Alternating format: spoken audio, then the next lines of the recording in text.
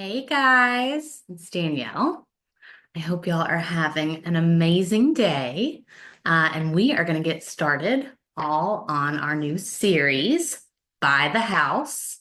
And we're going to start with talking about those that own a home currently and they would like to sell that home and buy another one.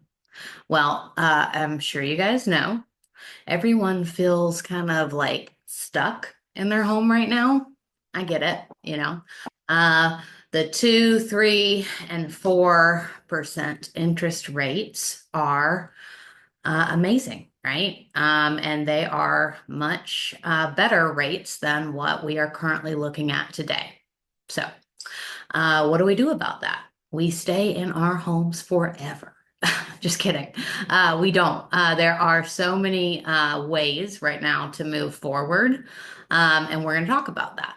So, let's say that you bought a home prior to, honestly, the middle of 2022. This is going to apply to you. Okay. So, those that bought homes in 2017, 19, 20, 21, 22, you guys know what happened during those years, but we'll recap quickly. So, the prices went up, up, up, and the interest rates went down.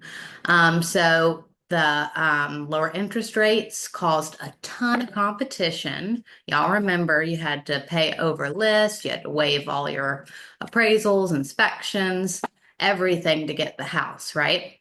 And so what we saw was like really unusual appreciation, if you will, for a couple of years there.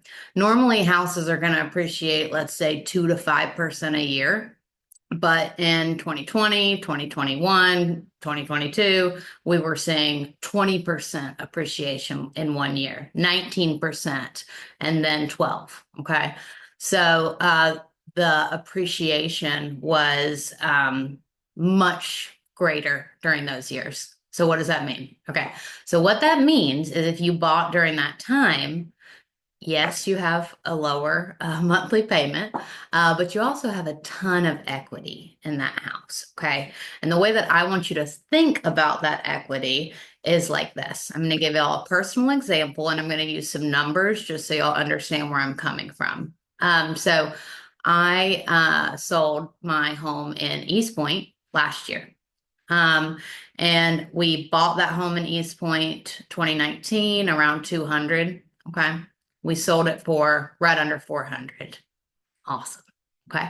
So that means whenever I sold that house, that there was a lot of equity and we walked away with a lot of money.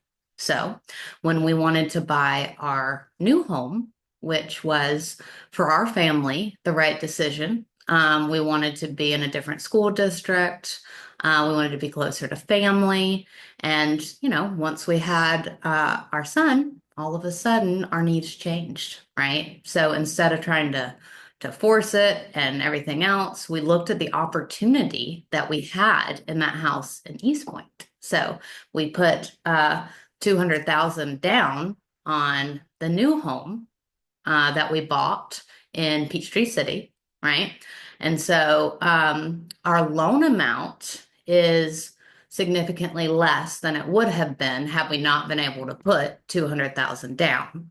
So the point that I'm trying to make is that we have a home that we love, a better home for our family for a lot of reasons, and it is affordable. And the reason it's affordable is because our payment is basically what we were paying before because we capitalized on our equity.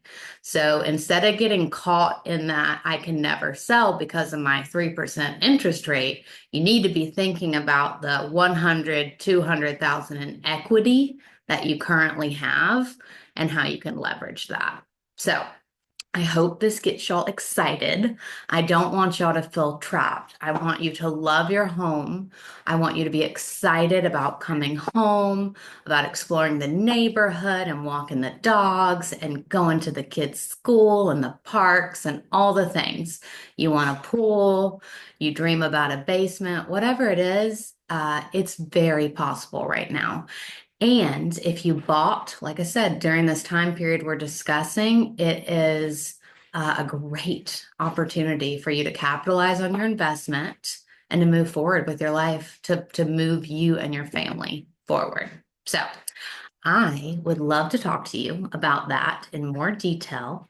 I would love to talk to you about selling, buying, and how we can make that happen. Because the reality is, guys, you're never gonna have both.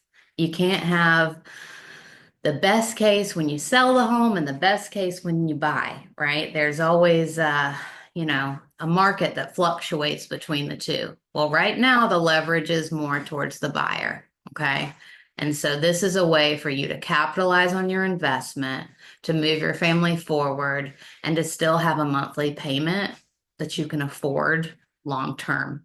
So give me a call and y'all stay tuned. We're going to talk more next time about those of you that are renting, you feel trapped in your rental, and you dream about owning a home. And we're going to talk about how to make that happen. So, y'all stay tuned. I will see you soon. And thanks again for tuning in. Bye, guys.